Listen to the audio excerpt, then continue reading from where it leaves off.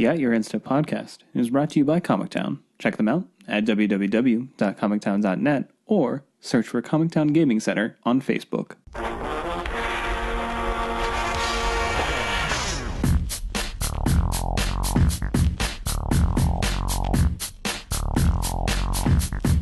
Hello, and welcome to At Your Insta. My name is Morgan, and I'm here with Dave. Hi. And Mike. Hello. And we have another fun-filled episode for you guys this week. We have a few community topics to discuss. I mean, we're kind of in the full swing of Shadows Over Innistrad spoilers, so we've been so graciously giving out some sweet cards to review for you guys before we get to the Palooza that'll be later in a couple weeks from now.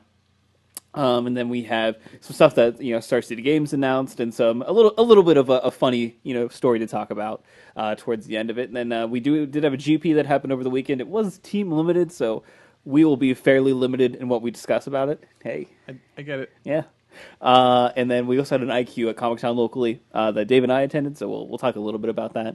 And then we have a sort of a topic roundtable, if you will, just kind of some stuff that has happened in the community over the past couple of weeks that we wanted to kind of give our opinions on, discuss it a little bit as a group, and then move into the wrap up there at the end. But let's start off with what we always start off with: the community.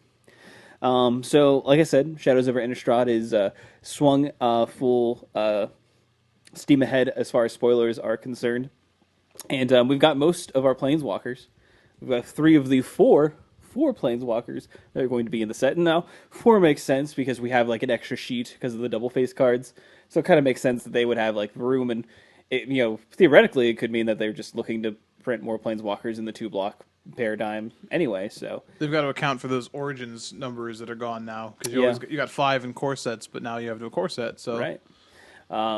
But we thought we'd at least talk about those, maybe touch on some of the other interesting mythics that have been spoiled, and maybe some rares, but not spend too much time on it. But do you guys want to talk about, who do you want to talk about first as far as like planeswalkers? I want to talk about Arlen Cord. All right. So you want to do it? Yeah. Okay. So Arlen Cord, 2 generic green red, so 4 mana total, for a 3 starting loyalty planeswalker. And this is a flip walker, so it actually has another side. But the front side says, until the end of turn, up to 1 target creature gets +2/+2. It gains vigilance and haste, and it's a +1 ability. So, all right. Fair enough. This is a pseudo protection. We saw this with the Flip Gideon, giving a creature vigilance, or vigilance and like indestructibility or something like that until your next turn. Wait, that card flips? Yeah, turns out. I don't know that I've ever seen that. Because it's unplayable currently. Right. So, and then the has a 0 ability, and her 0 ability is put a 2/2 green wolf creature token onto the battlefield, then transform Arlen Cord. And her flip side is Arlen Embraced by the Moon. And she has 3 abilities on this side, so it's the +1 is creatures you control get +1/+1 and gain trample until end of turn. Has a -1. It says Arlen deals 3 damage to target creature or player, and then you transform her back to the front side. So this planeswalker can flip back and forth. And then we have the ultimate, which is -6, which is you gain an emblem with creatures you control have haste, and tap this creature. This creature deals damage equal to its power to target creature or player. Yeah, it's a mouthful. It is. It's a lot of text. It's very powerful. Just on like the face. I mean, I want to be the person that casts the Dragonlord of Tarka after resolving that and being able to just like either attack in for 8 or just deal straight 8 damage. Why not? Or why even attack? Let's dream big. Let's cast like an Ulamog. I don't know. I don't even care about the ultimate there. Like if you're attacking a Dragonlord, or you're playing a Dragonlord with Tarka, then it's like +1, give it +2/+2 vigilance and haste. Take 10. Take 10. Oh look, my Dragonlord's still untapped. Whee! Yeah, I like everything about this walker. Yeah, I mean, all the abilities seem pretty cool. I mean, just judging from like all the non-ultimate abilities, they all seem to have like a place. I do want to say that all of them typically involve like a creature. But again, Arlen does make creatures, so that is something good to see.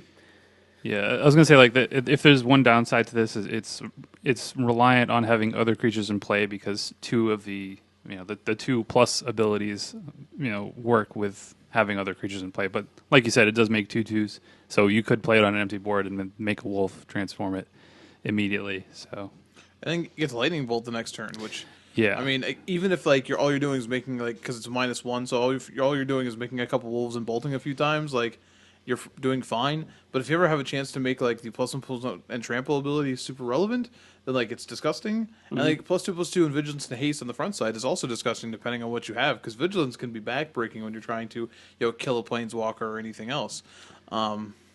Like I don't know, this seems really strong. I was mentioning before, like if red green aggro is a thing, like that +1 where all creatures you control get +1/+1 and trample, and then like a target's command as a team, like do like a jump high five in the air, and like and like if you're curving this naturally, then you have things like I don't know, Death Raptor on turn 3, which then has death touch and trample, but could be like a 4/4 or a 5/5, and then oh wow, things are getting Right. cool. Yeah. Now, I do want to clarify, like rules wise. So, unlike the Magic Origins planeswalkers that get exiled and then return to the battlefield, this one it doesn't exile when it transforms. So you only get to use the ability once per turn. So you can't just keep flipping it back and forth. Yeah, it's important to note that the like werewolves and like the flip cards in Innistrad, they never actually leave the battlefield. So when they transform, I should say, they don't. Right. So leave. any equipment that you have will remain on it, or any counters. Right. Things Counters, very important for planeswalkers. They will remain. But yeah, I think this card is pretty good, and hopefully there is a red-green archetype that can support it, or even like Naya. Like there's a lot of really good planeswalkers in the Naya colors currently, so there could even be a Super Friends deck.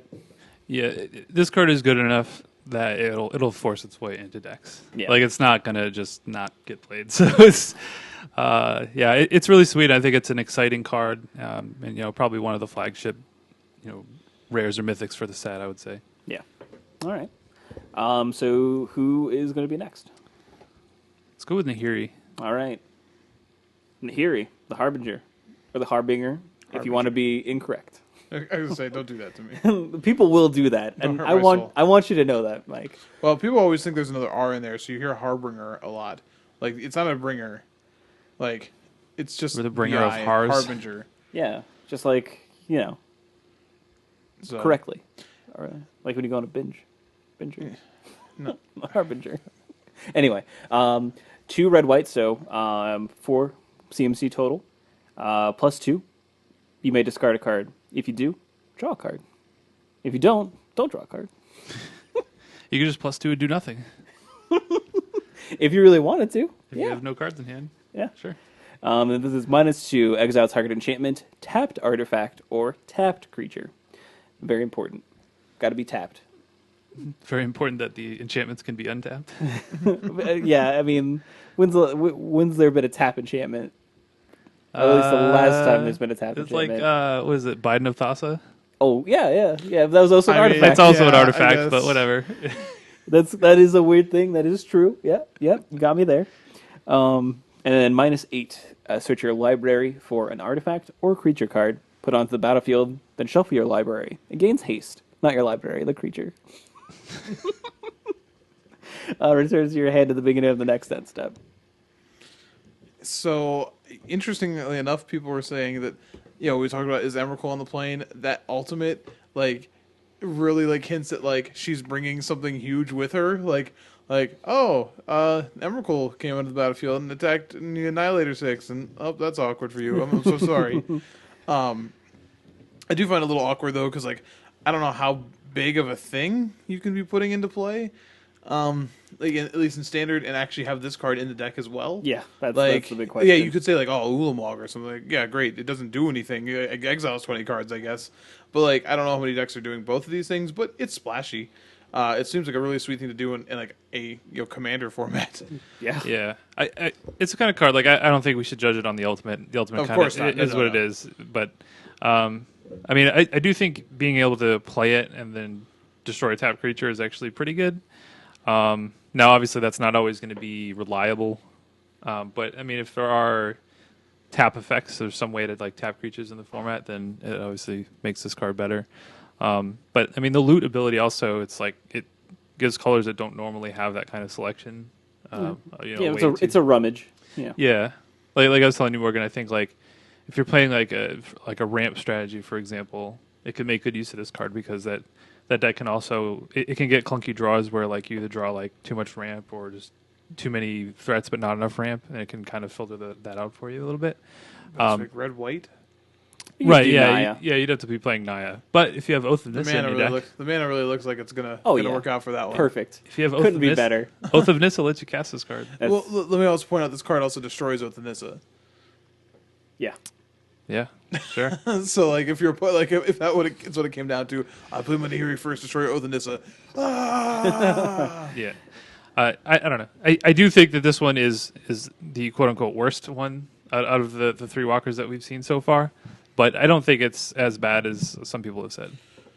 No, it's certainly not terrible, and I think it's important that we still have a lot of relevant enchantment removal in the format. So, like Silk Wrap, Stasis Snare, Quarantine Field are all going to still be legal. So, like the fact that this can hit a creature, or if you're curving a creature into this and like they had a removal spell for it, then this sort of like presents that threat. So it does put some pressure on like if the card sees play, then it puts pressure on deck builders, which is certainly interesting. I don't know how often, like, even, and I know you sent out the ultimate too, but I don't know how often you're gonna have tapped artifact or tapped, or you're gonna search over for an artifact to put into play and give it haste. Like, I don't know what artifact you need to give haste, but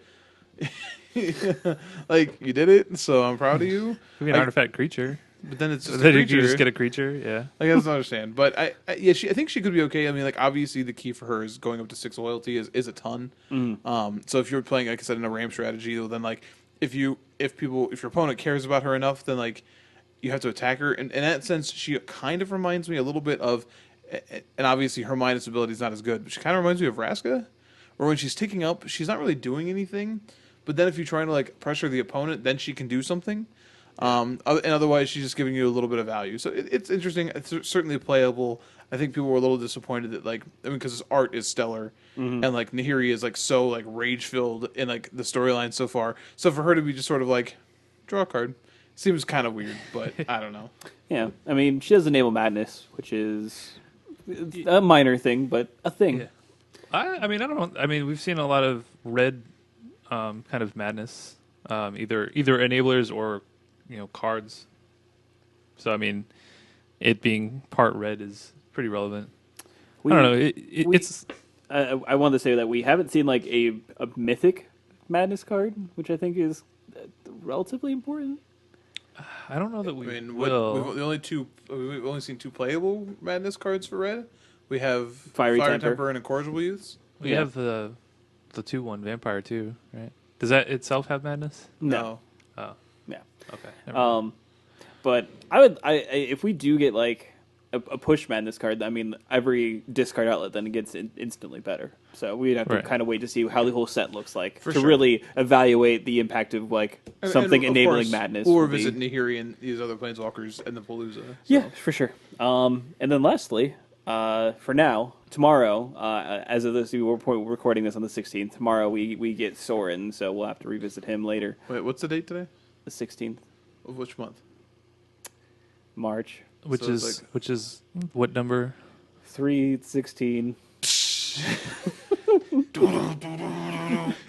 So we try to convince Morgan to like that the intro music and like celebrate Stone Cold a little bit, but he's like, well, it won't go up on the 16th. So I want you to know that we try to have fun, and Morgan, like usual, said no. I'm the stick in the mud. You got me. Maybe we'll convince them to make it the outro music. Man, Still. maybe. Let's keep pestering him the whole show. Well, we have to find an 8-bit version, which I'm sure And then- exists. And to make Morgan happy, On it. we'll have to have it uploaded tonight instead of. Oh, how does that make me happy? That I don't means know. I have to edit it.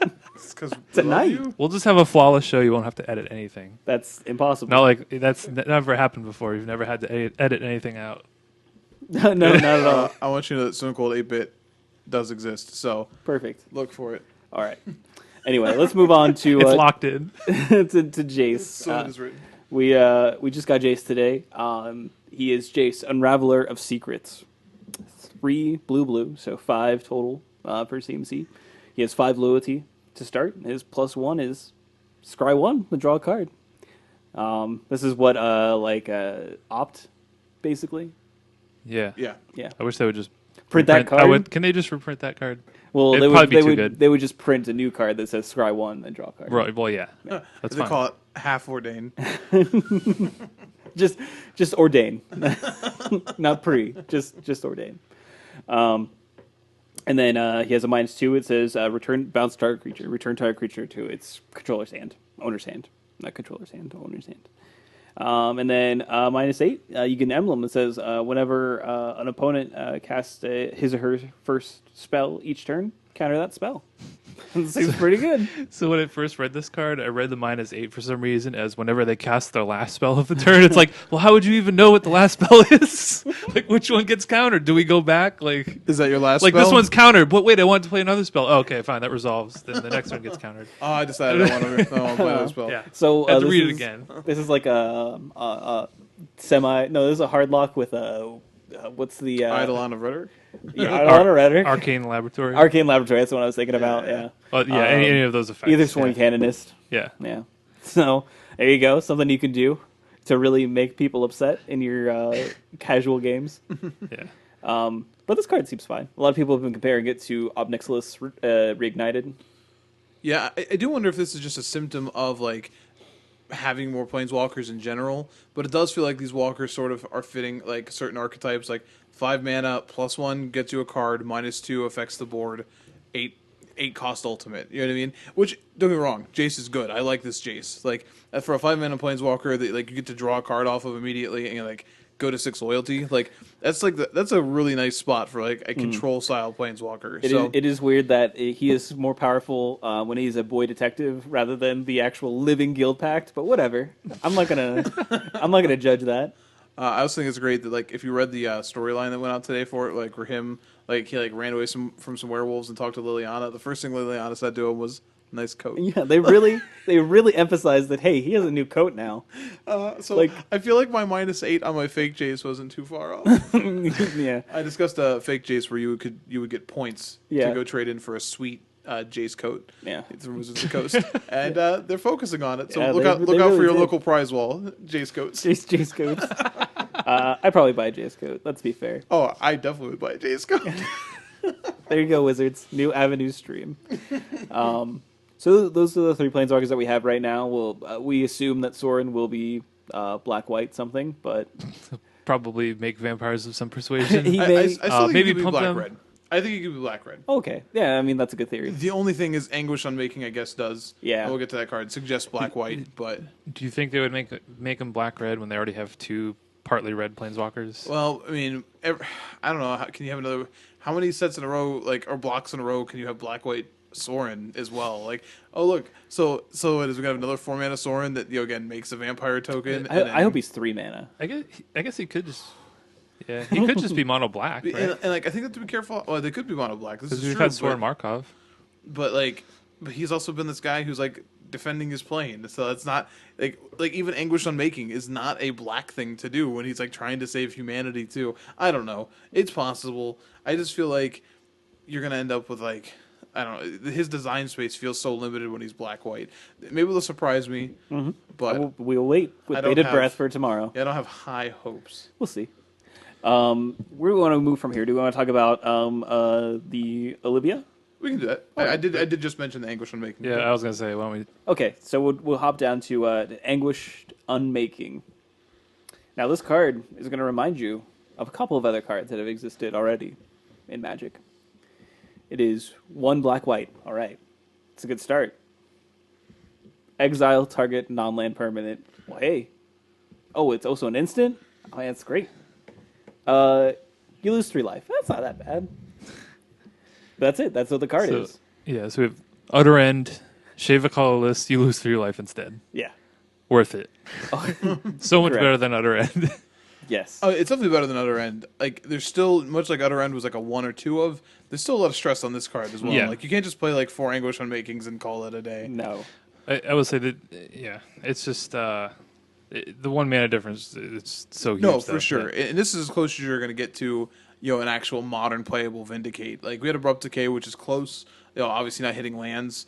The 3 life thing is, you trade 3 life for an instant. So, like, super sweet. Not being able to hit man lands is a bit of a problem. Yeah.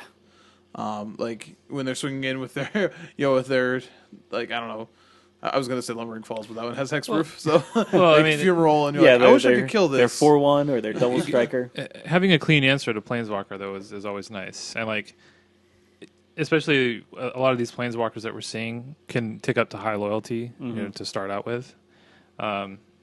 Just being able to just take care of that, not having to No, worry for about sure, attacking into for it. sure. No, this is a sweet card. Yeah, and not to mention like this card, like black white control is already something that I know Jeff Hoogland has really tried to make work in standard. Local players have tried to make work in standard, and has had varying success, and this really bolsters that archetype. Not to mention, two color archetypes.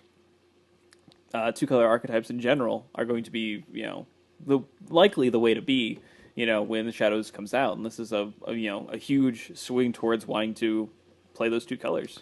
And to kind of just expand on what you're talking about there, like the mana is going to be much, much worse once Cons rotates out because of the fetch lands leaving, and the tri lands. To be fair, to a the lesser wedge extent, lands. So the enemy color combinations, like black, white, blue, red, are better because we still have the pain lands in the format. In addition to the man lands. So and to a lesser extent, like we'll have new tap lands coming in with Shadows as well. Right. Yeah. I mean, if you want to play those, then you could run that. We might have to. We might have to. We might have to. But yeah. So as of right now, we haven't had the. I mean, hopefully there's a new cycle of dual lands in this set, but they have not been revealed as of yet. Yeah. All right. Sweet. Let's move on to Olivia, mobilized for war. It feels like that's like when you talk about a car, you're like, oh, and this car has actually been mobilized for war. Yeah, so, I love this card. I hate this name. Yeah, it's bad. It's a bad name. Like Olivia mobilized would have been better for me, or like Olivia on the move. Like so previously was she Olivia immobilized? But why is she on the move? Olivia for trucking. war. Olivia trucking. Like I don't know. Mobilized for war is like just seems like a. Well, what's she doing? She's going to battle. All right. Well, I guess I could Olivia the war ready. Like, give me something besides mobilized for war. Mobilized. It sounds like for she war. should have like a Gundam battle suit. Like that's what's happening here. Like, mobile suit vampire. Oh man. There's so many people that would watch that. Like that anime immediately existed, and they just had vampires and like in Gundam suits. I'd be like, yeah, I'm in. Yeah. You're welcome. You're welcome, Japan. In fact, it probably exists. I'm probably actually just being belligerent. It probably exists. Maybe. I don't know the depths of anime. I don't know how deep it goes. I'm pretty sure that there's certain depths of anime that we don't even know exist. It's like the ocean. You only know so much of it. That's how deep it goes. It feels like she should have tank treads. I don't know. Just like a Johnny Five from Short Circuit battle cannon. Yeah. That's what it feels like. But whatever. Whenever she shoots it, you discard a card. Okay, sorry. Olivia, Modern Warfare. She's one generic black red, so 3 mana for a 3/3 flyer. It's a pretty good rate. It's a little bit above the curve. You really liked that. I just really enjoyed that. We went through all these jokes and you just nailed it in the last one. That was so good. It was like a gymnast routine, and he stuck the landing. But she has another cool ability. It says, whenever another creature enters the battlefield under your control, you may discard a card. If you do, put a 1/1 counter on that creature. It gains haste until end of turn and becomes a vampire, in addition to its other types. So she's still making things vampires. Hasn't got over that. No. I mean, like, a 3/3 flyer for 3 is like a fine body and an aggressive shell, and that ability is super relevant from everything we've seen from all these black-red vampires. That seems to be the I guess the tribe that takes advantage the best of madness. So, like, to have this setup like that, looking at a deck that really seems to be like screaming, try me in standard. We're so close to being good. And there's a red 1-drop that also gives all of your vampires madness. The ones that are in your hand. So like you really see a lot of synergy here. But like when you talk about synergy, you're worried about like power level. But like Olivia says, like, oh, don't worry, I got your back. I'm ready to for war. If you hadn't realized, Yeah. I mean, even if you're not utilizing the madness, I mean, obviously that's nice to have, discarding a fiery temper or whatever. But But even just like if you're playing an aggressive deck, it kind of helps you to mitigate flood. You're like, oh, I have these extra lands, I can discard these to give me some benefit. And like actually making things vampires might be relevant if we see like another vampire lord, which I'm sure we will see in the set. So Also, to go along with that, like it also like she helps make delirium easier because then you can pick and choose the cards you're putting into your graveyard. So if there's a delirium card you want to play with this, like mind rack demon, which we discussed before at the top, maybe this is the shell that can get away with it and maybe mitigate that delirium issue of taking 4 life. So yeah, I mean I think this is it's a pretty exciting card. Definitely, it seems like it's pretty pushed. So Yeah, I would be surprised if this did not see play. especially if we still look with Fiery Temper in this set, seems almost a guarantee that we're not getting a Lightning Strike. So No. Draconic Roar or bust on this one. Yeah. And then anything else that we want to talk about? Sigarda quickly, and Sure. then maybe be done with spoilers. I mean, yeah, that's fine. So Sigarda, Heron's Grace, 3 green-white for a 4/5 flyer. You and humans you control have hexproof. Well, she's still protecting us. All the other angels done gone bad, but Sigarda's still got our back. And then she has an activated ability, which is 2 generic. Exile a card from your graveyard. Put a 1/1 white human soldier creature token onto the battlefield. So, kind of gives her a potentiality to get a little bit of a protection from like a sacrifice outlet. I mean, she herself doesn't have hexproof, so that's kind of a downside from previous Sigarda. But yeah, it's looking at it doesn't seem like a bad card. It may not be like super exciting though. The second ability I think is deceptively powerful. Just like exiling any card to get a 1/1. Like remember how good Moreland Haunt was? Just like every now and then get a 1/1 spirit. Don't give me. I get it. It's a land that has a spell. It's totally different and it makes a flyer. But 2 mana to just like make a guy, like Yeah, I mean, it's very nice. yeah, I mean, if you get to untap with this, you could potentially be making 3 creatures in the next turn, even if it dies. Yeah, So yeah, they're gonna want to kill this thing right away. yeah, like 3 hexproof But- creatures technically. Yeah, it's Yeah. true. And you mentioned sacrifice. If they don't have a way to make you sacrifice, well, giving You hexproof. giving you hexproof. That doesn't Most of the matter. sacrifice I mean, cards she say still doesn't target have player. hexproof, so it's like Right. But I mean, what? So we have the new, take the card we just talked about that I can't absolutely remember the name Anguish of. Unmaking. Yes, Anguished Unmaking. So that kills her. Oh yeah, I mean, And then like Ruinous Path. yeah, there are going to be a lot of ways to kill her. But I mean, you say No, I think he's actually said Saying there's not a lot. I mean, there's the quality removal spells still get her. Those 2 stasis stairs still gets Yeah. her. But yeah, outside of that, like even like Grasp of Darkness doesn't get it because it's a 4/5. yeah. You We know, have the white spell there that exiles. Declaration Stone, sure. Yeah, but I mean, like imagine this against like a red-green deck that only has burn spells to remove Tears of creatures. Valakut, man. I'm not kidding. Tears of Valakut's going to be very good in this format. Okay, yeah, that That I mean that is a way, but I mean Red deck it's, has to be able to kill both sides of Archangel Avacyn. And Rending Volley, unfortunately, only kills one of them. One side. that's fair. But I mean, I'm just wanted to say sure. I think the answers are slim. No, I agree. And like she's a 4/5, so just like comparing to Archangel Avacyn being a 4/4, at least on the front side, like she stands tall on that, so you can attack with her without feeling like afraid that that's going to happen, which is like super flavorful too, because like she can take on regular Avacyn, but when Avacyn gets angry, she's like, oh, I can't do it. So I do think it's cool too that she's like the one who seems to have like again flavor side. She has the most connection to the moon. That's why she's like the host of the Herons, right? That flight. So like for her to be like, no, I'm still going to protect people because and I don't know. I think it's sweet. Sigarda's insane. Yeah. I mean, she's also like the green white angel, so that's like the least farthest away from like evil, Right. from like a corruptible influence.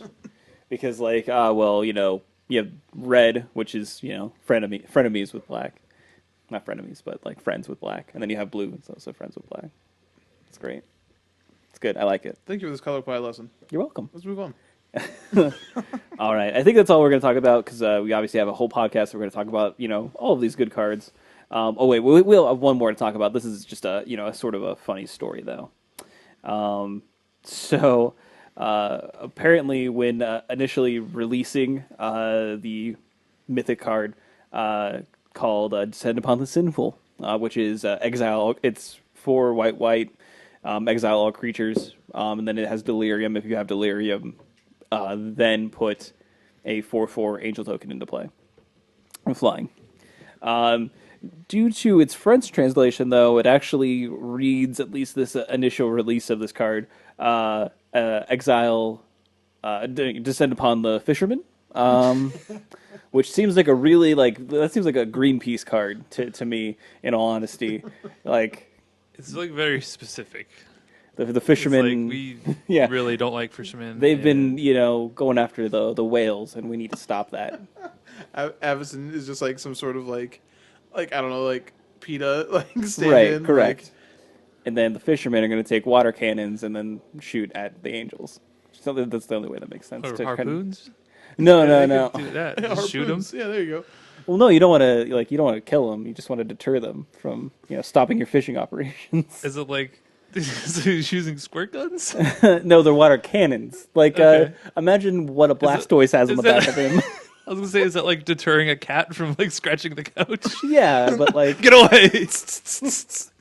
you've never seen that's what the Japanese fish boats do. They shoot giant water cannons at them.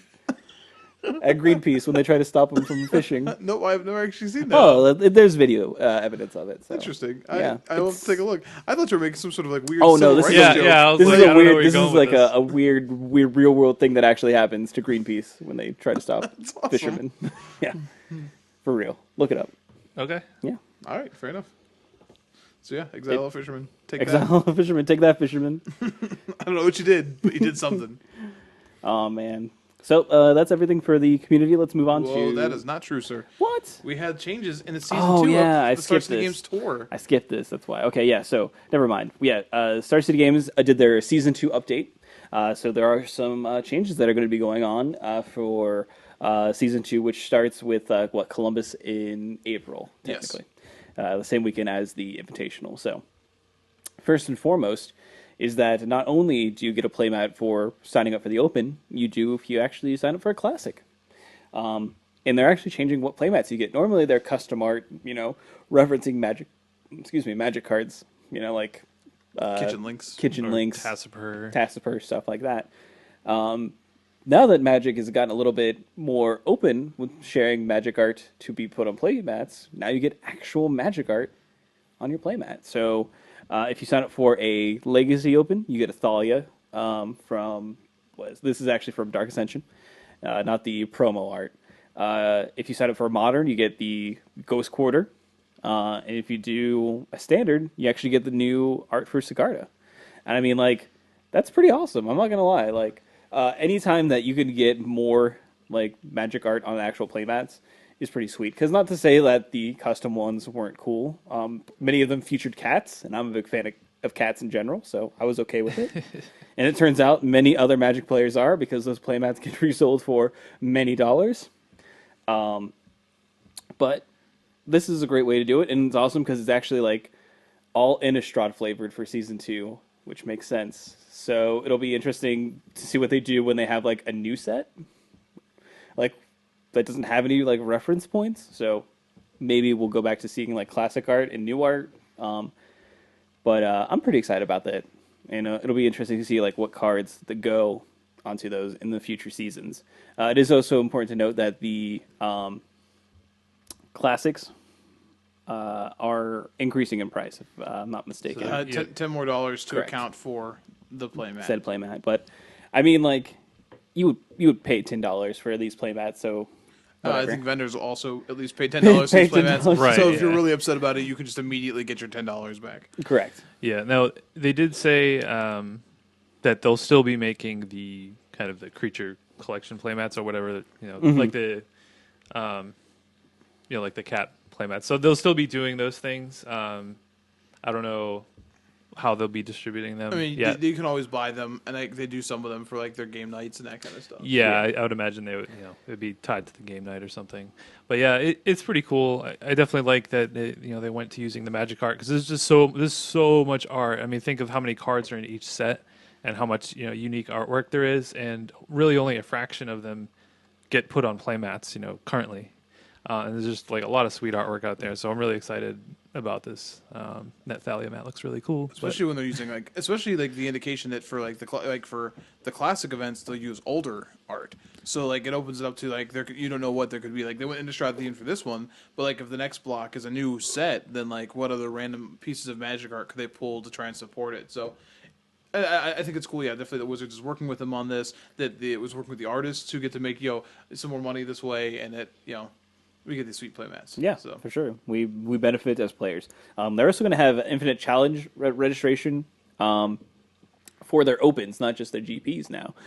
So you can, if you don't want to play in the main event, you do have some options on like, playing the challenges. The challenges that they have. They usually vary between certain formats, and it's another great alternate option. You have kind of two different ways to do it. You have invitational weekends as well as just regular open weekends. So, and, any way for more players to play Magic at these tournaments is great. And they actually are also doing capping for certain events, which is not necessarily something to be excited about, but it is something that is required. We've certainly been in cramped spaces at opens that maybe should have had less people potentially. But all these caps, I mean, at least like from the ones that we've seen, seem pretty okay. Columbus is 1,300 people, which I mean, Columbus can definitely get 1,300 people into a building, but luckily enough, I think it'll kind of catch a break at this one just for the sheer fact that you still have the Invitational also going on. So there probably won't be that many people in the actual open. I think the last one was pretty big. Yeah. The last year's because Even during the I played in the open and it was pretty big. But yeah, I mean, you could argue that the Invitational will actually pull more people that may not normally travel Right. for it. You have some like weird ones like Indy, which is going to be May 14th and 15th. It's modern and it's 900 players now. Yeah, that one might be a little. That dicey. one is probably going to hit cap in all honesty, guys. they literally said that they expect almost all of them to hit caps. So Yeah. I think it's interesting because like if we'll talk about the GP a little bit, but like they're moving, they want to do some things for events where they are already done and have things posting and they can start faster. So it makes sense from their end if they can like essentially cap these during the week. No one's registering that day. They can just start the tournament and continue to move smoothly. So. Yeah, like I don't think this is necessarily a bad thing. I mean, Star City, the reason why they're doing this is just to create just a great experience for everybody going. So I get it, and they said that these numbers are set in stone. They will not be changing them, which I appreciate that because we've definitely seen some tournaments in the past that have had some issues with increasing the cap and then maybe decreasing the experience for some other people. Right.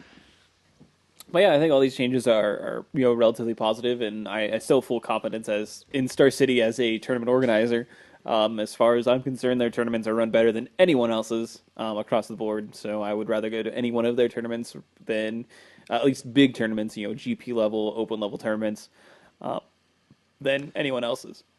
Yeah, I think it's exciting. I mean, they continue to expand and make it more. It almost is to the point of being a GP experience. I mean, and the size of them at this point now are kind of what the old GPs used to be. I mean, GPs are still bigger now because with pro points on the line, things like that, you're pulling in another subset of players.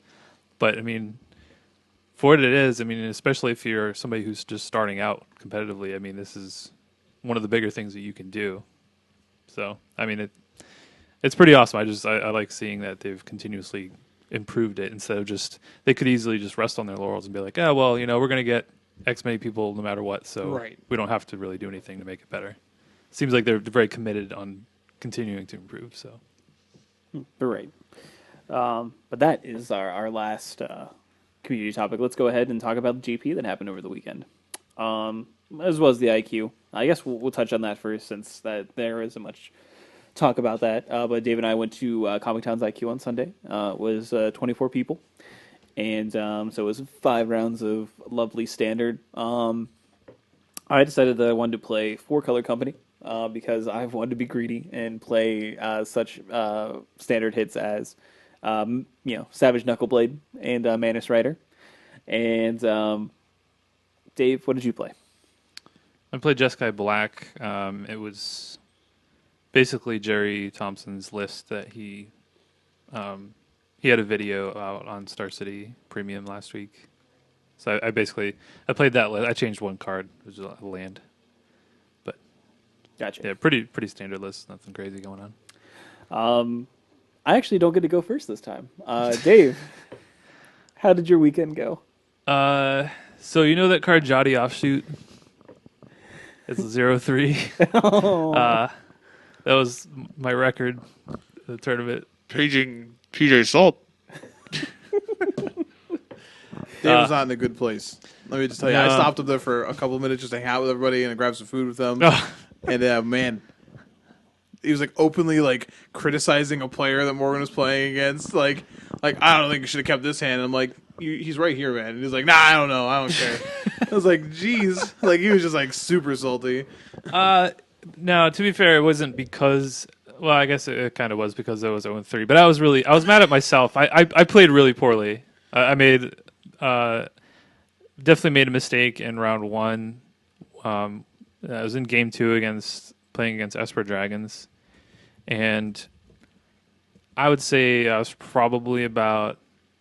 I would have to guess maybe 80 to 90% to win the game. Like I was pretty far ahead, but I was at a low life total, and I thought that I knew his hand from a duress that I did on the previous turn, and he definitely hit me with a Dragonlord Ojutai. So there's no way that I could have known the exact contents of his hand. And of all the lines that I could have taken, I basically took the worst possible line and just instantly lost because of it because he had a Silumgar Scorn. So that was really frustrating. That I just punted the match that way. And then, so it started out 0-1. Then round two, I got to play against Morgan. Yeah. And I thought our match was pretty good. Game three, I had a hand of, I had Dig Through Time, Crackling Doom, and another card I can't remember. And I was kind of low, but we both didn't have a whole lot going on. And then you played a morph, and I was just like, yeah, sure, resolves. Then end of turn, Dig Through Time, and just walked right into the Stratus Dancer, which makes no sense. Like, you had to dispel in the R2, so even if it was a Den Protector, you could have countered it that way. It's just like, stuff like that. It was just really bad. My head just wasn't in the game. So yeah, I went 0-2, stayed in for another round, and then got nut drew in game three against Blue Red Prowess. So just wasn't a good day. But I will say that at least two of my losses were in large part due to my own mistakes. So at least I could say, okay, well, maybe if I played a little bit better, I wouldn't have been in that spot. So I don't know. What are you gonna do? We all have bad days. Sorry, buddy. Just gotta roll with it. Yeah. No, I mean I've been doing pretty well like over the last couple months, so I was kind of due for a bad one, but I'm gonna blame it on not having coffee. We'll go with that. And that's a good it's a good thing, a good scapegoat, if you will. Yeah. So I started off the same way that Dave did with a loss. I lost to Teamer Dragons, and he had a spell that could kill all of my creatures in his deck. It was called Draconic Roar. It's really good at killing X3s, and I have a lot of those in this particular deck. And then Thunderbreak Region also isn't. I'm not really good against that card either. So it was definitely a difficult deck to try to fight against. But was able to kind of rattle back. Unfortunately, off the back of Dave for round two. Yeah, I mean one of us was dying in that round, so it's fine. And then round three. What did I play against round three?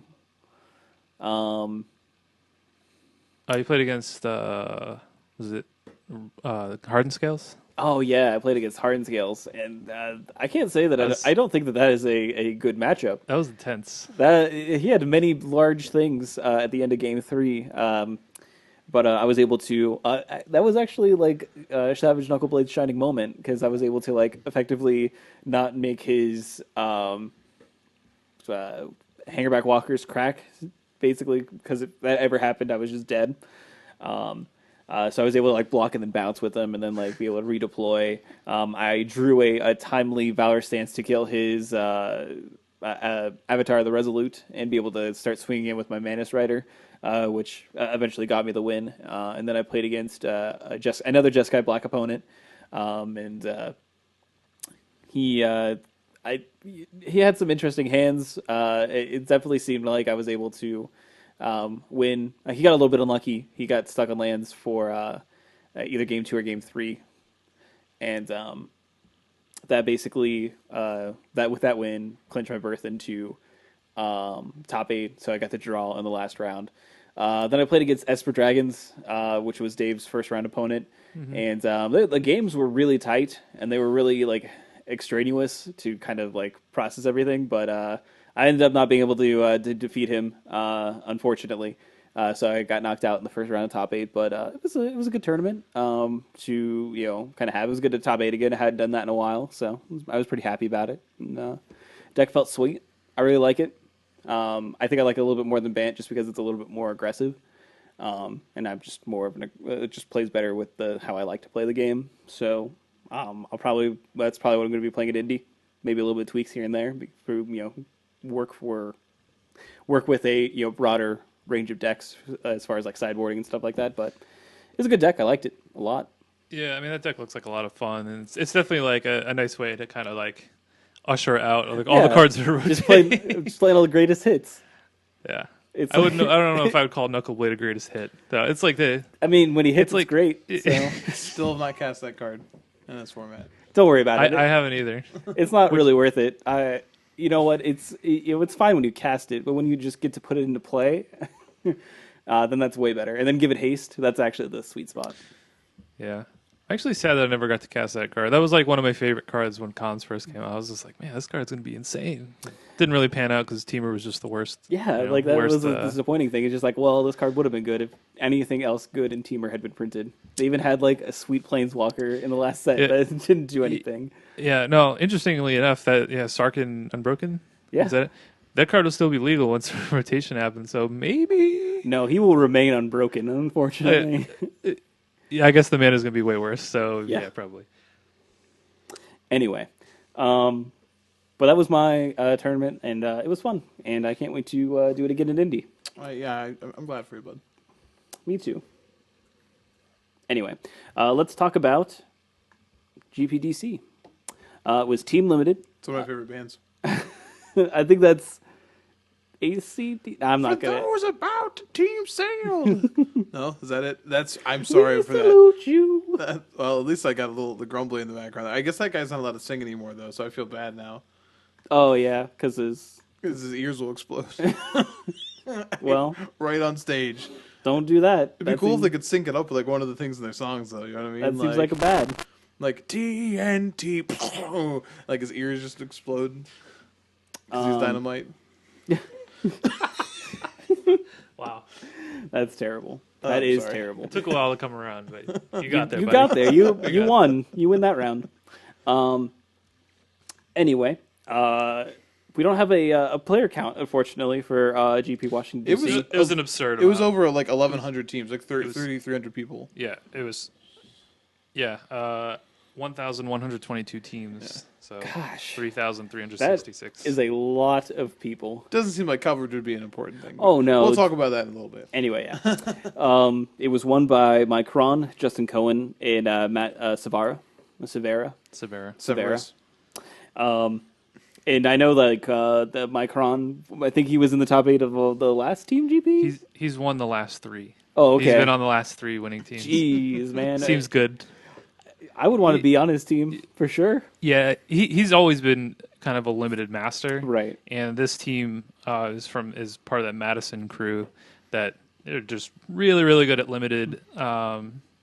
So it's not surprising to see these guys win, but yeah, it was cool. Like I mean, I guess we'll get into like who finished in the top 4, but it's like. Oh yeah, no surprises. No surprises here. Yeah, apparently another top 4 for the Peach Garden Oath. So Jensen, Turtenwald, and Duke. So congrats to them. And apparently there was Gorilla Finals coverage from what we have written here in the show Yeah, that notes. was posted today. Brian David Marshall. Like took it with a cell phone and like a digital camera. Wow.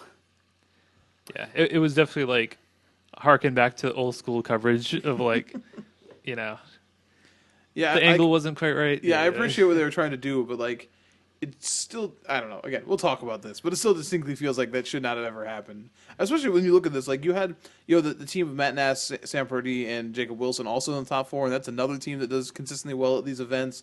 You had Tom Martell's team on the other side as well. So like, it's just so stacked, and it's so fun to watch these drafts. They're crazy. You know what I mean? Yeah, So, the team drafts are always awesome.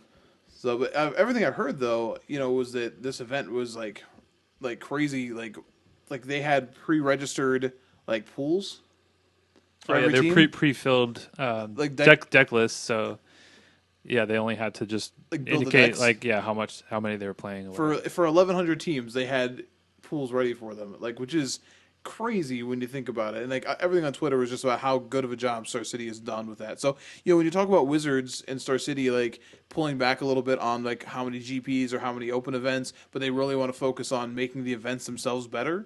Well, you see one possible outcome for that. Like if I think people would be more inclined to even go to a limited GP if you knew that like half of your registration was eliminated. You know what I mean? Like Oh, yeah. that's like you just sit down and build a deck. That's the dream. Got to do that one time. Like I've done that one time, and it was just like, oh my gosh! Like thank you. Like thank you so much. I think the best thing that we have is on the cover, the team profiles. The team profile for Spalding, Hohen, and Martell. uh, Martell and Spalding both have Channel Fireball shirts, and they're over on one side, and then Hohen is all the way to the other side of the completely opposite side of the picture because he's in a face-to-face game shirt. It's the best thing It's in the the world. same team. Come on. It's just hilarious. That's just perfect. I'm fairly sure that was a Martell joint for thinking of how to take that picture. At least that's how I'm going sure, to yeah. credit that. So my hat is off to you, sir. Yeah. Very comedic posing. Yeah, I just wanted to point out that Richie Hohen is another kind of limited master. Yes. And him and Mike Heron were on a Same- team in the last one Right, that they won. exactly. And so they played against each other in the finals, or their teams did anyway. Shocking. So It's crazy to just be like how these two gentlemen can just like we are just the best. Like we are quintessentially like the best at So, this like- format, and we can literally be on opposite teams Can and they still sell show up to the themselves? finals. Can they sell themselves for the next one? I don't- rent a Hohen. Rent a Huron. Like let's like rent a Hohen, right? Yeah. Yes. We said Hohen. a Hohen. Okay. Yeah. Well done. Just clarify. Well done. Yeah. All right. Anyway, I'll give it to you. That was a soft high five for David. It wasn't like a Yeah, loud yeah, clap, yeah. but it was nice. It was there. just sort of code H&H Rental Services. Have a team GP you need to win?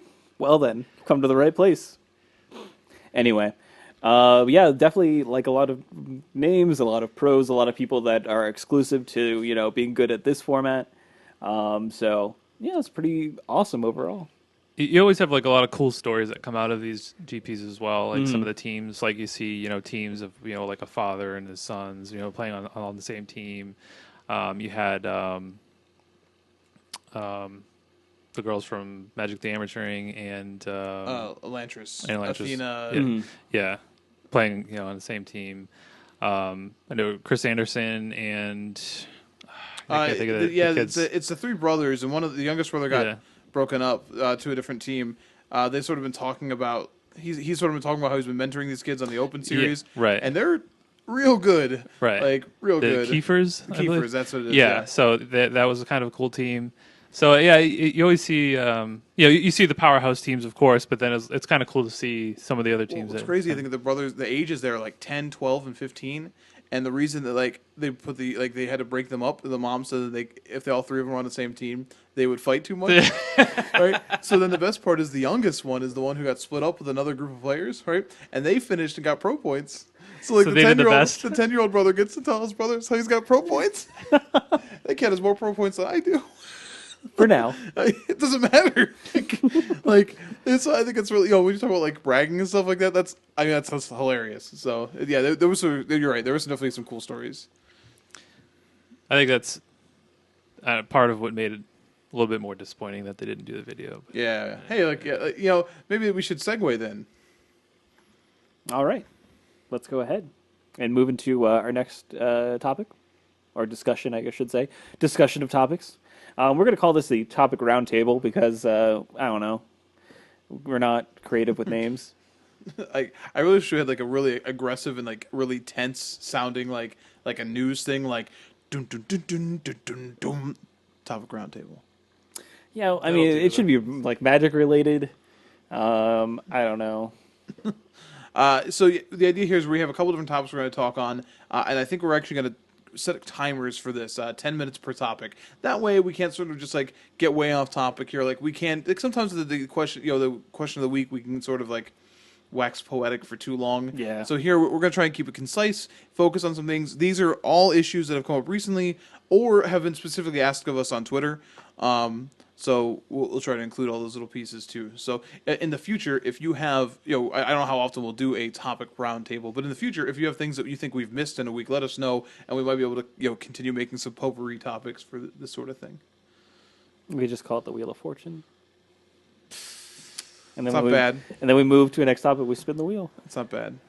I All kind of right. like that. Anyway, So can we get like a spinning wheel sound, almost like a Wheel of Fortune, kind of like, and then like Oh, crowd. bankrupt. it should goes, actually. So I understand like that's what we're kind of aping it from, but definitely like if we're gonna get a wheel spin sound, it should 1000% be the Price is Right. Oh. Right, wheel spin sound. The Price is White. The Price is Right. Wheel spin sound. Oh man, yeah, no, I agree with you on that. Come on, $1. Come on, $1. Anyway, so we're gonna first we're gonna start off with GPDC and the lack of coverage. So how do we feel about it? And then how do we feel about SGU creating an amazing atmosphere despite the coverage? So who wants to start it off? Me. All right. Stinks. Next topic. Count it. I don't know. What do we just gonna- still have? 9 minutes and 55 seconds We're left. just gonna sit here awkwardly in silence because Dave made the correct point. Get a sandwich. No, I mean, you mentioned last week on the cast when we were doing the roundup about how they weren't going to have coverage, and I was surprised because I just assumed that they were. And Yeah. I think a lot of people were kind of caught off guard until, basically up until like the day before. I know on Twitter, a lot of people were like, wait, so they're not having coverage for this? Now, I get it that the limited gets lower quote unquote ratings or viewers or whatever, but I feel like the team limited is different. Like if it was just limited, I'll be honest, I probably wouldn't watch. But team limited is a lot different, and being able to see all these awesome teams come together is, especially for an event that we really don't get a lot of team events. We get like a couple a year. So, I don't know. I just think it's much more exciting, seeing how that plays out and being able to watch the games. And I don't know. The decks tend to be more powerful than regular limited decks as well, so that makes it a little bit more interesting. Mm-hmm. But I don't know. I just enjoy. I enjoy watching the pros play, and whether I'll watch limited or pro tours, but generally not GPs. Mm-hmm. But whatever it is, I just like watching pros play. I like watching people that are better than myself. Mhm. So It is something that is interesting. I feel like we were deprived of something that would have been interesting to watch. I think a lot of people would have watched it and found enjoyment out of it, especially in the final moments, the top 8 draft or the top 4 draft and everything like that. People would have really enjoyed watching that. Now there is plenty of arguments that you can have. You're still kind of against it. It is a format that's going to be rotating soon. It is limited still, regardless of the names playing. And people generally don't like watching that because there's only so much information you can glean from watching someone play a limited deck, and maybe just that it wasn't worth the cost for them to have people out there to move the equipment out there, and to basically have people not playing and commentating. Now, typically, Star City Games would cover their own coverage, and maybe it just wasn't worth it to them. Well, the one thing that's weird about that, I will say, is most of the actual Wizards coverage team was there. Right, but So that's weird in itself. But so let me ask you a question on the flip side of this, right? So because you're right. the numbers for limited are lower. We all would agree here that our interest in limited is far lower to watch. However, if Wizards is going to just admit defeat on limited GPs, like, you know what, we're just not going to have coverage for these because people don't watch it, then defend the purpose of limited in the Pro Tour. It always highlights the newest set. Correct. But if that's the reason, right, you can say that Oath is about to rotate. You still have a month of people drafting this set and buying it. You know, so like pretending that at the GP level like this, that they're like, oh, well, it's just not worth it. The Pro Tour, though, it is. Like, what we just said we had great pro players, and the pro players in this format always rise to the top. Those are the people you want to watch, anyways. You know, maybe this format isn't as common, right? But like, I don't think that's the reason why you didn't. You know, you said limited in general, right? Like that's what Wizard said is limited in general. So it seems odd to me to be like, no, this is a staple of the Pro Tour because we need to highlight the new set. It's like, well, then that's your answer for coverage, especially for a GP in the United States within fairly close distance to the GP that you covered with video coverage the week before. Yeah. You're not flying. You know, you're not looking at a huge thing, especially if it's a road trip for most of this material. I mean, you're not. It just seems it seems like a tough sell for me as a consumer, where it's like, we know you don't want to watch this, except for when we decide you want to watch it. Yeah. I think not only that Wizards didn't cover it, but that Star City didn't cover it, because we've seen a lot of Star City run GPs where the coverage will be run through them. You know, we saw that it was the GP New Jersey, which was the Legacy one. They've had a million GP Charlottes that are modern that they've done. So it seems odd that kind of nobody stepped up for that. Now, I wonder if part of the reason for that is because the people doing the coverage want to actually play in the event. I know that Cedric Phillips played in this event. I don't know if any of the other people that normally do coverage did or not, but that wouldn't surprise me if they did. Yeah, that's a fair point. I will say the other thing with Star City not doing it is that, yes, you're right, their coverage teams always do their own GPs, and they're all constructed. And, you know, unlike, you know, the team, especially with like, a BDM, you know what I mean? You don't have a person who is so well trained in identifying limited cards. Like, you know, maybe they didn't have the time to learn a format to feel like, you know, Cedric before has said how difficult it is to, and how much practicing is involved to make sure you can identify cards. Gabby Sparks, who's done this, you know, did her first bit of coverage the last 2 weeks, talked about how, you know, she had lists written down of cards she was trying to look for. And hilariously, sidetrack, if you read LSV's article about coverage, he mentioned like, he specifically asked for the first list to be put on camera because it was so weird and had a bunch of unique cards in it, but she didn't like recognize them. They weren't on her list of stuff she studied. So he's like, yeah, there was a lot of glaring involved. And I was like, look at this cool card. And she's like, yeah, I don't know what this card is. Thanks for doing this to me. So I think that could be part of it too, that their coverage team is just not prepared to cover limited. But then why have the Wizards coverage team even be there? And not all of them were playing in the event. Like, it doesn't make sense to me. Yeah, they still did the text coverage and thing, you know. So, I don't know. So you mentioned that, you know, so Morgan, you said, you know, they do limited at the Pro Tour to highlight the new set. Mm-hmm. By that logic, I mean, they could have easily have scheduled this one for after Shadows of Innistrad release and made it to like, oh, hey, here's, like, they could have made this. No, I don't know if they would ever do this. But they could, like, you know how they always have the GP before the Pro Tour.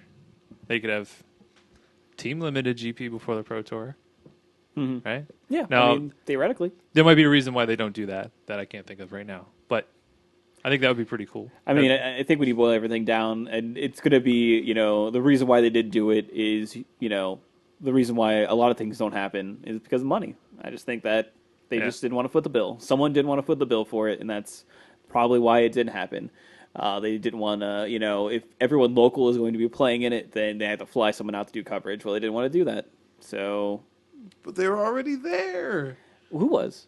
I mean, BDM was there. Oh, see, Wizards wasn't going to do it. Wizards wasn't going to provide coverage if Star City was there, because then then they can put it on the TO to provide, you know, coverage because they do it so well.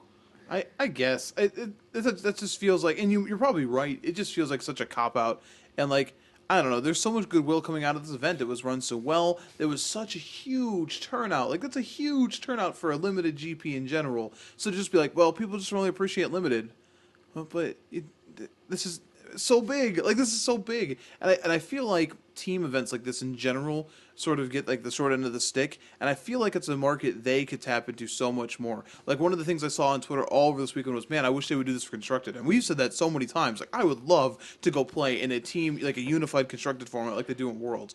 That would be great. And it's, you know, the kind of thing where, like, when you're talking about players coming out, then like you are guaranteeing like certain sections of players. Like, okay, well maybe this person wouldn't come play in a constructed GP or a limited GP by themselves, but as a team, now you get 3,000 people showing up to do this event. So like they could highlight that. They could highlight the cool teams with the Kiefers. I don't know. It just seems like a weird missed opportunity for something that was so positive. Right. And if you think back, there have been a lot of really great moments that have happened during team. Like if you think of the World Magic Cup, I think of the French team from a couple years ago when they top decked the Rakdos return for the win, or Team Denmark with the Dane Blast. The Dane Blast, well, don't forget the bonfire heard around the world. Yeah. Right. Yeah. That wasn't even on camera. That was just a GIF. So I mean, like I feel like there's a lot of that is lost, when you don't cover these types of things, and I don't know. It's just something different. I mean, it's different than any other GP that we normally see. So and when you're talking about like putting quality on camera, like the one thing that these team GPs have shown is that, especially for these like limited players, like skill bears out when you have these players on a team. Like if you can't argue with that if you look at the top 4 results over and over again. The fact that Team Peach Guard Note is there over and over again. The fact that we have the same guy winning, Haran winning on 3 different teams, like just winning events, like that is, you take this idea that limited is so variance heavy in the first place, and then to just be like, it doesn't matter. This guy is such a master that this is happening when you have these minds working together. It's very weird to have that consistency. It's compelling. The best of the best of the best. Yeah, people like watching Masters, and that is like where you would see a team GP to happen. Is like you're going to watch people who are masters at what they're doing it. So it's unfortunate, and maybe it'll change next time. yeah, hopefully. There you go. Timer has timed. All right, that's topic 1. I think we did good there. Pizza's done. Pizza's done. Sir, my pizza's done whenever. It's on a bagel, so it's Anytime. You could eat it anytime. Literally anytime. All right, so the next topic we're going to talk about is an article that came out that gave us a interesting perspective on something that we wouldn't necessarily even care about. It was written by James Fazzaroli? Yeah, Fazzaroli. And Sorry, Fazzolari. Sorry. Discussing his cheating. He was someone who was caught in GP Auckland cheating, received a 12-month 12-month ban. 12-month ban. And, he was fairly prominent. He was a writer for for Channel Fireball for a little while and had some moderate success. Mm-hmm. So it's not the highest profile banning, but fairly high. Yeah. And the article basically kind of weaves a tale of someone that had some interesting internal evaluations about their self and kind of threw themselves into their hobby, which was magic, and how it kind of colored their worldview and colored the decisions that they made, powered the decisions that they made. So we've all read the article and kind of just want to talk about it. So who wants to start with this one? I guess I'll start. I'm this was something I came across in the last week and had read and found it to be pretty interesting when you're talking about sort of an aspect of the game we don't touch on very often, which is like personal psychology. Like we understand like Magic has the mob mentality. That's why we have the underground dojo keyboard cave fighters and all that fun. And those are the people that stop people like this. But like this form of cheating, like Fazzolari cheated a good friend in a GP. Like was putting a mythic on his lap to try and like play it at the correct time and got caught in doing it. Like so, not only was it just cheating, he was like willing to cheat a personal friend. And when you think about that, like I think we would be quick to just assume like psychopath. You know what I mean? And I mean that sounds really harsh, but like when you think about that, if you sit there and think logically through that as a regular player and go, well, I would never do that to a friend, so what kind of monster would do that, right? Well, but when you read him discuss like his sort of personal demons, and like I don't want to like I'm not trying to vilify the guy. I'm trying to be very compassionate for this because he put a lot out there in this article. It's on the graymerchants.com, and I think we can put this link into show notes. Yeah. Okay. So. He talks about how, you said he did not have a lot of self-worth. Correct. To pull it directly from the article, He basically says, "I am very aware and insecure about how unremarkable he is. Mostly unremarkable," he says. He says he's an incredibly average individual, perhaps slightly funny and occasionally clever.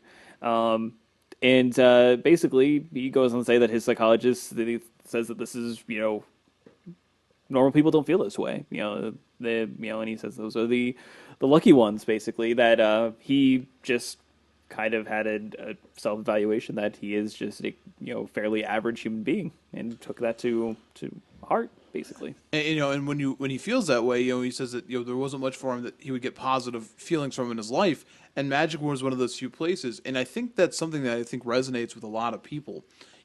You know, if you're a person who's looking for acceptance, Magic is a counterculture, and while it may not always be the greatest bastion of diversity, there's a lot of people in this culture who get to express themselves in a way they can't express in others, and one of those ways is definitely through competition. Like people who have both been competitive, in other facets, or people who never found that competitive outlet, all of a sudden here can find that worth. You can be great at this game. You can gain, acclaim in this game and personal acclaim, and you can go through all these things. So to get a taste of that, and if you are a person who is suffering from this sort of this depression here, where you already feel like you're not worth much, well then like that that's what he says drove him. He gained acceptance this way, and not just acceptance, like essentially a small taste of power, which he says that he wielded in a very negative way, and he regrets this. Like but he says, interestingly, and I think something we can focus on here is he says that the Magic community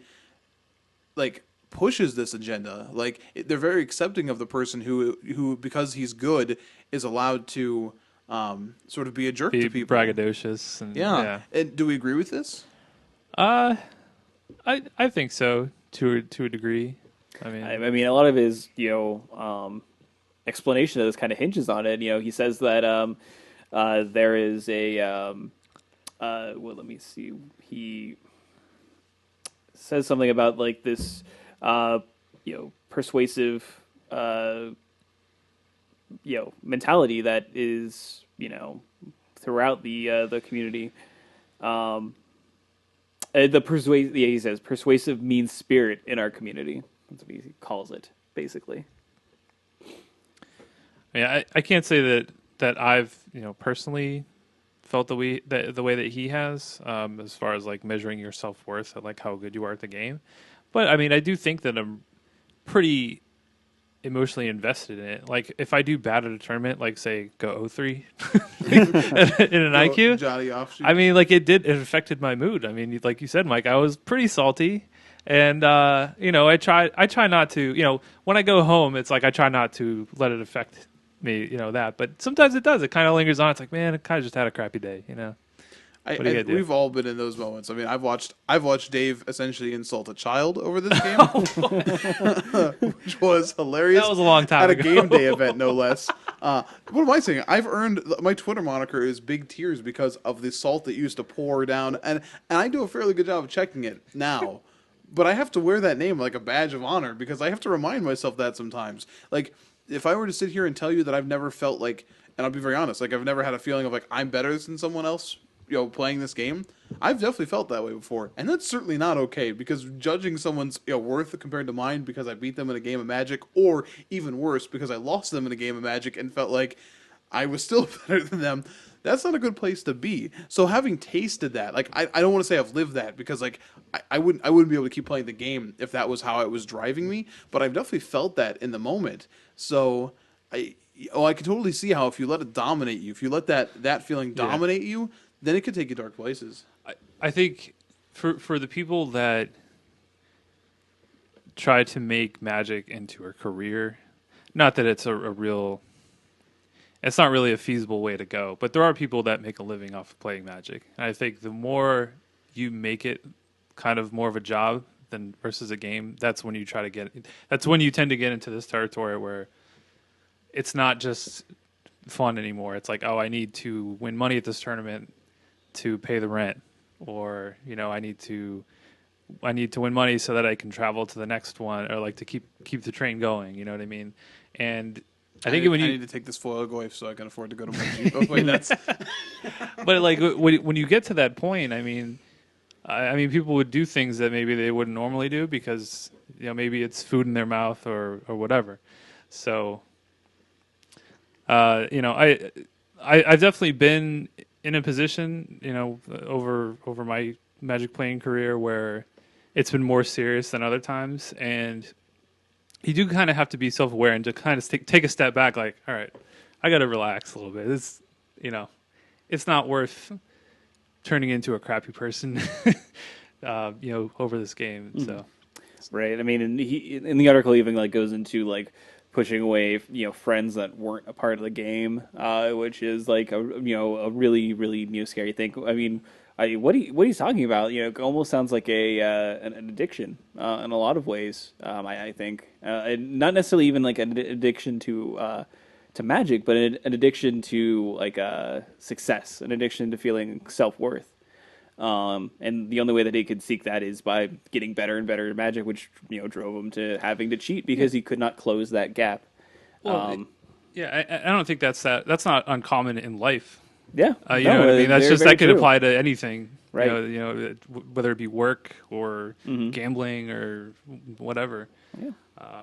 Being a magicaholic or an anythingaholic is definitely dangerous. So Well, it's just not healthy. And like I said, I mean, sometimes you just need to take a step back yeah, and just reevaluate things, or like maybe take a break, right. go on And vacation. like I don't know. that is a through line between most everyone in the magic community. Like people take frequent breaks, and sometimes they're long ones. They're entire sets, entire blocks, entire like seasons, or years plus for breaks. So I think it's important to evaluate that if you need it. and to come full circle on this though. Sometimes those breaks are 12 months because you cheated. And while Yeah. I think we're all very empathetic, and this is a really interesting piece, I think it's important to note that he's coming out and apologizing for cheating, and he is not asking for the point of his article is not like, hey, please reduce my suspension. Please or, absolve me or anything like because that. I think we've seen situations like that where people have said that they are sorry or felt bad about it, and then they got themselves banned again because that wasn't true. Yeah, I don't know. I think I guess we're out of time. You can make your last thought here. Go ahead. I was gonna say I think people that cheat may do it for many different reasons. Maybe because this game is what I base my self worth on. It might be, hey, I want to show how much more clever I am than this guy. I'm gonna try to pull one over on him, or maybe I don't know. I guess there are many reasons why somebody would cheat, but yeah, it was a very interesting piece into kind of the psychology of why somebody would do that. Yeah, definitely agreed. All right. Lastly, on our wheel of topics here, we have the pros and cons of concession. Basically, Eric Froelich wrote an article discussing his 11th place finish at GP Houston, and sort of an interesting situation that he had with a concession that he asked for, basically, where a player that was what locked for top eight, if you Yeah, will, Mark Jacobson. Yeah, he was 13-0? undefeated. Yeah. Yeah. Got paired up against Efro, who would have been locked for top eight had Jacobson conceded to him. But Jacobson did not, and ended up beating Efro in that match. And Efro kind of discussed the art of concession in some facets. I guess basically, maybe one of you guys can sort of sum it up better than I can. Essentially, he just was trying to discuss the equity of concessions in those situations. And by equity, he means like how much is it worth for you, right? Like arguing that if a person is already locked for top eight, then you're not losing very much equity in conceding to someone because your equity, like your money value, is already associated in top eight. You may lose, he said, small percentage points by not having a higher seed, but overall, like you have a chance to. And this is where it gets weird. You have a chance to reap more benefits in the future from, essentially, as Froelich puts it, from himself and his friends because you have done him a favor. So by not doing this, you may lose equity in the future because now Ifro and his friends may not help you in the future, or as he put it, unequivocally will not help you in the future. And that's where this got really weird. Yeah, I think this is a really from Efo's side of things, it's a really hard thing to write about without coming off as being vindictive or salty about it. Absolutely. And he kind of said over and over that he's not upset about it. Uh, but it's so hard to write about without coming off that way. So even if he's not, I feel if you weren't upset about it, then you wouldn't write about it. And I'm not him. He may not feel upset, but the one thing that seems odd is he is like, people are like, "Well, you sound this way." It's like, "Well, I don't know what you want from me. I'm not." And it's like, yeah. you need to recognize that that's how you sound, and you can't help it. And he's not good about doing that. He's very good at playing defensive in social media, and you can see this both on Twitter and his comments here. Yeah, I don't know how he could have wrote it without coming off that way, but really, I mean, we've kind of talked about some kind of Magic etiquette or tournament etiquette things in the past on here, and that's kind of what it is. I mean, I feel like this is more kind of coming from the old school of Magic, or like the old school Magic pros, where if you're in that situation, nobody should expect a concession. If they're in that situation. So, I don't think Ifro is saying that like, oh, he should have conceded to me. But there's really no harm in Ifro asking for a concession. And, he's not saying he's going to do anything negative in the future. He's just basically saying, okay, well, I'll remember this one time where you didn't help me, so, Which does in effect sound negative, but yeah. I don't think this may upset some people, I guess, but we've talked about it. I don't think he's definitely not wrong. We've talked about it here before where I've been involved in awkward situations where I feel like the definitive answer for my opponent was to concede, and if I was in the position that person was in, I would concede, and I know that if I encounter that person again, I would probably not want to concede because there wasn't balance there. There's definitely the White Knight version of it, which may be the better version of it, whereas it doesn't matter what that person has done. If you're saying it's better to concede that situation, then you should always concede in that situation. So you can't help but come off sounding vindictive here, especially when he evokes his friends, which obviously are many other Hall of Famers and Platinum Pros. So that's I think where he comes off bad. Like if it was just him, like I'm going to remember this, but he evokes his friends multiple times, and that's if you're trying not to sound like salty, that's a weird thing to do. Yeah, and I think where this thing, or part of the reason why this kind of went off the rails, because there were a lot of comments on this article, and there was more follow up on social media about it. But I think where it really went off the rails, that it almost came off as kind of like an us versus them mentality of like pros versus everybody else. You know what I mean? Or like how he's a pro, he already has such an advantage over the rest of us common folk. Why should we concede to him? Things like that, but it has nothing to do with him being a pro or not, in my mind. I think it kind of does though, and one of the questions that was put, and again, I'm not saying this is totally wrong, but I think it does have something to do. One of the questions that he did his own Q&A section in this article, and he talked about is it fair if people concede to you because you have more relationship with others versus someone else who may have not chosen to concede? And he says, he's like, the people who perceive this as like, a perk as being unfair that's ludicrous. When you have, when you've played the game for 20 years, you are going to have more of that built in. So this idea of being invested makes some sense. Some people have said like, well, that's not true in sports. People who are around for a long time, like, well, sure, maybe in an individual game it's not true, but go check out things like All-Star voting and see who makes the All-Star game, right? It's not many years, it's not the person who's statistically better, and actually almost never is the person who's statistically better, unless you're talking about like the NFL Pro Bowl that tries to move away from this. But anytime there's voting associated, it's the person who has the status, not the actual stats. It's Derek Jeter starting the All-Star game last year. Yeah, absolutely. Like so if you think this isn't a thing that happens in other like sports or games, you are actively wrong. It does. It's just most games don't have a draw system built to it to allow this to happen, where like Magic does. Mm-hmm. Maybe the answer is like on Moto, where you just can't draw. But I think there's strategy in doing this. So if you are upset about that, I know there's a number of people who are very much in the I never concede category or anything, or I will, Yeah, and I, and there's nothing wrong with that. right.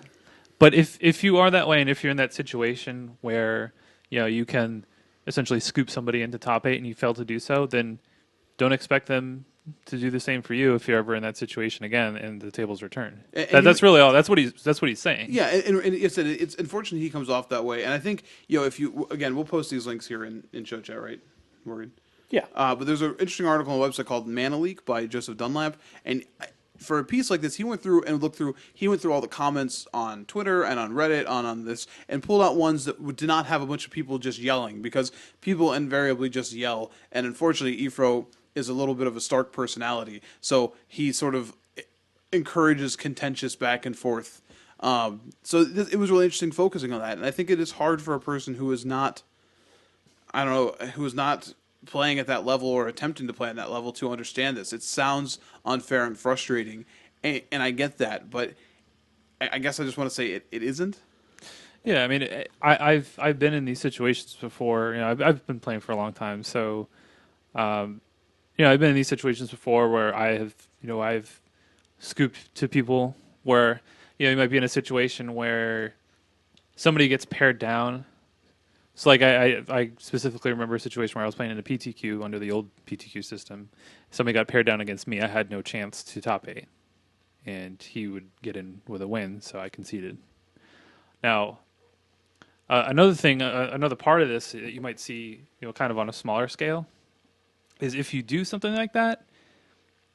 Obviously, you can't discuss getting anything in return. Yeah, absolutely not. as part of conceding to somebody. Don't do that; you'll get banned. But it's kind of like an unwritten thing, or like a courtesy that, like, if you do that, maybe that person will give you something in return. Maybe after the tournament, or what have you. Yeah, right. Something be like very that. careful on that. That's definitely old school sort of as well, but Right. the, Again, yeah, this you can't discuss this at the table, but it's just kind of like, okay, I help you, you help me, kind of deal. Now that person's not obligated to do so, so don't. yeah. But don't if they get yourself in do, trouble. then yeah. The one thing I also say in one of the arguments is that, like, it's unfair for you to concede, like, and scoop that person in the top 8 instead of making them play it out, because that's knocking someone else who's earned it out, right?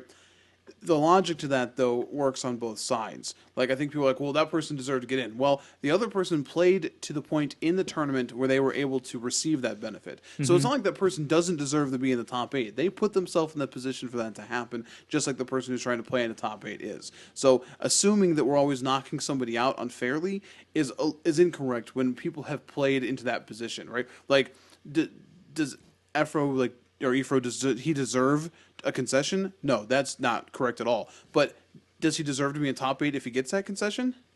Absolutely. He still was in position to do so in a 15-round GP. He's So, X and 1. Yeah. man, I almost feel like we could take this one even a little further. But Maybe it should have been the question of the week. Who knows? hey, new formats abound. Mark, They're you all didn't say very questions much of on the that one. I didn't, but I mean, you guys had a pretty good rapport. He just said, "Yeah, we can put the link in." I mean, it's a really awkward topic. It's a touchy subject for sure, and I think, and this may sound terrible, and I'm sure people would vehemently disagree, but it may be something you don't have an opinion on until you're in the situation for it to happen, and you either benefit from it or you can help a friend in doing it, and then once you're like, oh, this is a point of strategy I'm using in a tournament, then your opinion may change on it, right? Like, I myself have not been 13-0 in a GP, so I'm not sure what my decision would be there. And people also mentioned that maybe Jacobson wanted to go 15-0, which is quite an achievement, which may very well be it as well. And he's, that's a totally fine thing to go for. But until you're in that situation and have that option, like, it's hard for you to sit there and say, like, well, that's unfair, because then Right. I guarantee, like, are you really going to look at someone who's going to concede to you and be like, you know what, this isn't right. Don't do that for me. I don't want to top 8 that way, because I don't feel like many people would. No, of course not. Yeah. When you were on the cusp there, like, that's you want to get that to that top 8, and you will. I mean, I don't think if someone ever asked me for a concession, I wouldn't fault them for that. In all honesty, like, you have the right to ask, just as the person you're asking has the right to refuse, and that's just how it is. maybe don't write articles where you're trying to claim you're not angry about it though, when the only purpose, like the only thing that's going to come out of it is more anger. Yeah. Like, and maybe it wasn't his intention, but I think that's one thing where it's like you don't, if that person says no, that person said no, and that's it, and you don't need to say anything else about it. Yeah, I mean that's where it's at. We've personally have bear witness, yeah, to non-concessions that knocked two people out of the tournament, for no good reason really, other than just to be stubborn. And like those kind of feel bads for both players involved, in all honesty. And it's kind of a weird thing that happens within the game a lot of the time. Yeah, no, that's a little bit of a different situation, but it's kind of along the same lines. Like if it's a little different when you're playing the match and it's going to be a draw. Yeah. And then if it's a draw, knocks both people out. Really, one person should concede, but So sometimes your pride gets the best Yeah, of some you. people Right. can't do that.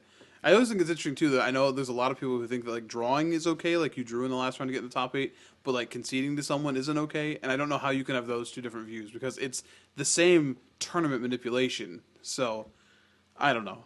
I would just just to reevaluate in the Yeah. moment, and I definitely think if you are like vehemently against this, I would say just be cognizant of the situation. Like it may be a time where it's beneficial for you to do that, or you'll receive the benefit, and you might change your mind on it. Yeah, So. very very much so.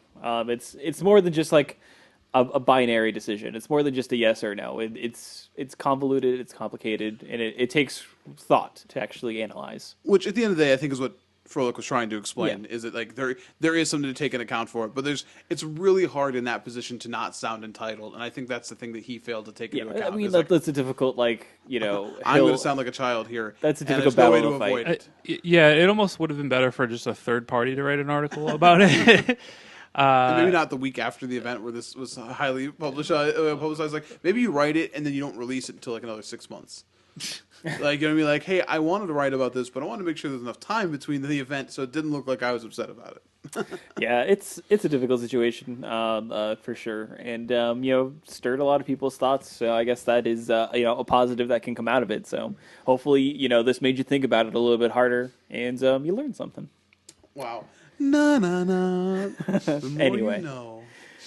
Let's go into the wrap up, the end of the show here. We have Star City Games open over the weekend in Indianapolis. Mike and I will be attending. Dave cannot. I'll be on vacation. Get wrecked. I guess that's a little bit. I'll be in Oh. sunny Florida, Uh, sir. Sir, I've been to Florida in the last couple months. It's not all that cracked up to me. I tell you, Florida's crazy. You know what? It is crazy. I had a really good time. I got engaged, and that was fun. I had fun, but Florida was scary. It was scary. It was very scary. I will give you that. We both like won an F&M pretty much. We split. We That split. is true. That was cool. Yeah, I don't know if my wife will allow me to bring magic cards on the we trip didn't. with me. We didn't bring magic cards, but we drafted. We drafted. Yeah, it was great. They're like, oh yeah, don't worry, honey, I'm not bringing any cards. Yeah, Oh, my wife drafted too. my fiance My wife did will draft. not. Be drafting. No, but she came and picked us back up. Yeah, it was great. It was like if I had started to go to F&M and I was not old enough to drive, and I never did that, so it was kind of I was like, oh, so that's what it's like. Interesting. I used to ride my bike to F&M. That. I mean, we could have ridden our bikes, ridden some bikes around, I guess. Sweet.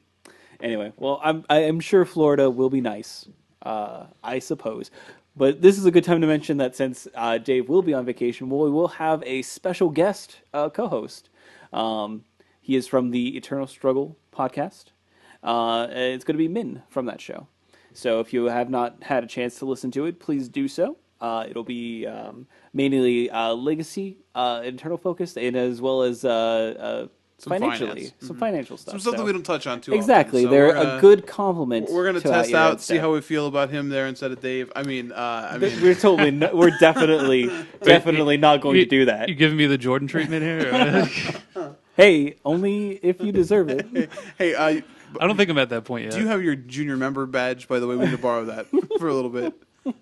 I know you're No. not a junior member No. anymore, but I don't think we ever collected the badge. So if you could just Yeah, we need your at your end sub JSS badge. Junior Super Series badge. Yeah. That's insane. Yeah. It came with a promo Volcanic Hammer, if you remember. Yeah. Oh yeah.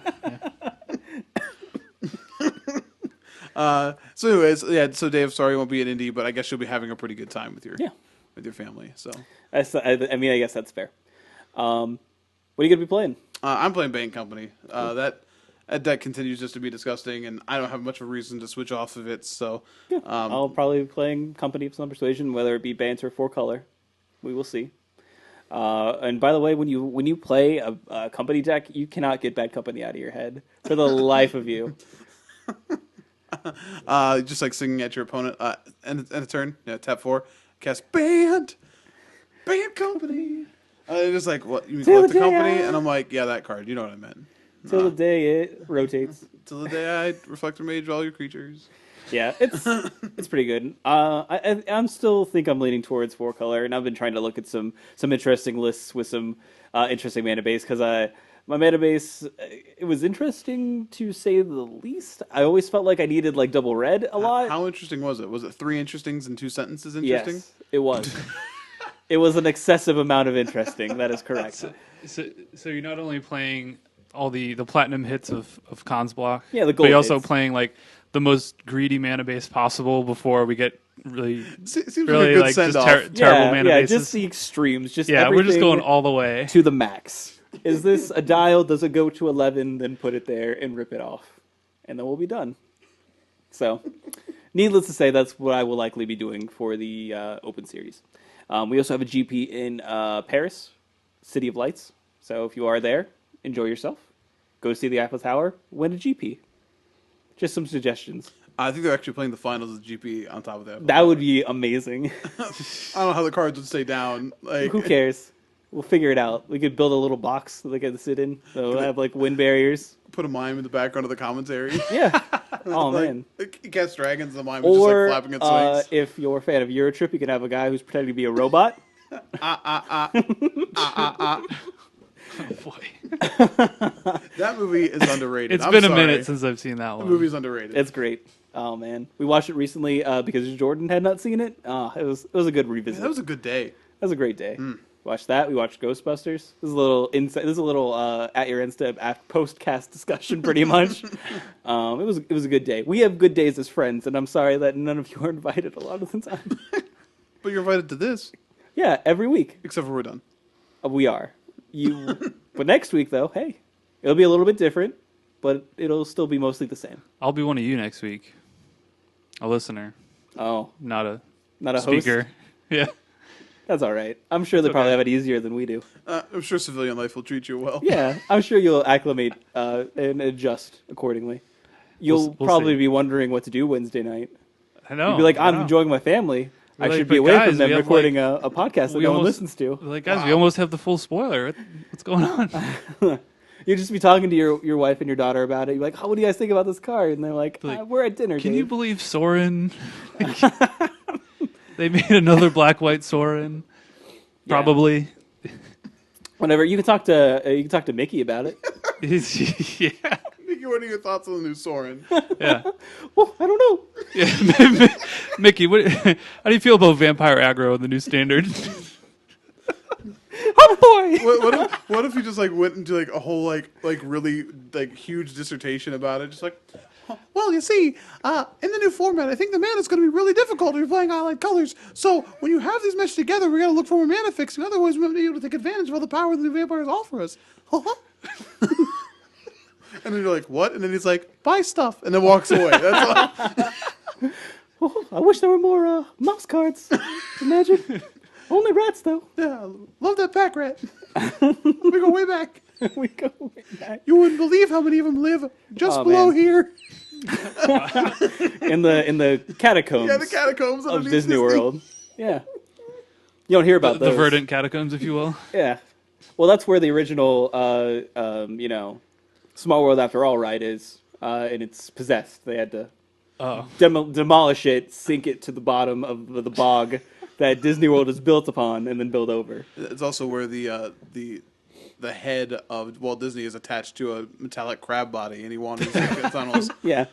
They call him the caretaker. And he's just waiting for. He's just biding his time, basically, Yeah. until he can be accepted by Gotcha. society. This is all terrifying. I Hey, don't know it's if I want to go It's the anymore. happiest place on earth, or else. Yeah, above Earth. That's actually the full saying. It's the happiest place above Earth. It's the scariest place below. And in reality, you should be going to Universal Studios. You're just making Yeah. a no. grave error. It's mostly for the kids, so I mean, you know fair how that enough. goes. If it was for me, I'd be going to Universal Studios. Yeah. But And then we would tell you to just stay in Harry Potter world. I only Forever. had Oh my god. I only had so much of a say. Yeah, So, I understand. I it's understand. fine. It's fine. All right, well, My daughter will enjoy it. She's 6, so Are you flying and driving? driving. enjoy yourself. Yeah. KO. As a person that has done, I drove a total of 24 hours on that trip. Well, you're a madman when it I comes am. to driving. I, Fair. so- I drove a 4-hour block on the way back, and that's really good for me. So Yeah, proud of I'm a myself. monster. I'm pretty good at road trips. I enjoy driving a whole lot. So, yeah, I don't know. Just if you ever have a road trip and you need someone to drive, I guess that's me. Yay. Anyway, but of course, as we depart, we do want to remind you of all the fantastic places you can find our podcast. You can find it on iTunes. You can find it on our website at yourendstep.com or at MTGcast, where you can find plenty of other podcasts, like you can find The Eternal Struggle, so be sure to check them out. You can also follow us on Twitter, where you're at symbol your end step. So when you say it at your end step. It's clever. You also have an email address, at yourendstep@gmail.com, so be sure to check us out there. If you want to, leave us a review on iTunes. We really do appreciate it, and it helps us out a lot. So we appreciate if you would do that. Send us your love. Also, if you have any questions or concerns, please send them your way. Please send them our way. And then maybe we can add them to the Wheel of Fortune we do on a regular basis that we're probably going to start doing on a regular basis because I really enjoyed it. But I believe that it's going to be everything for this week. We do appreciate your time. You have a great one. Bye.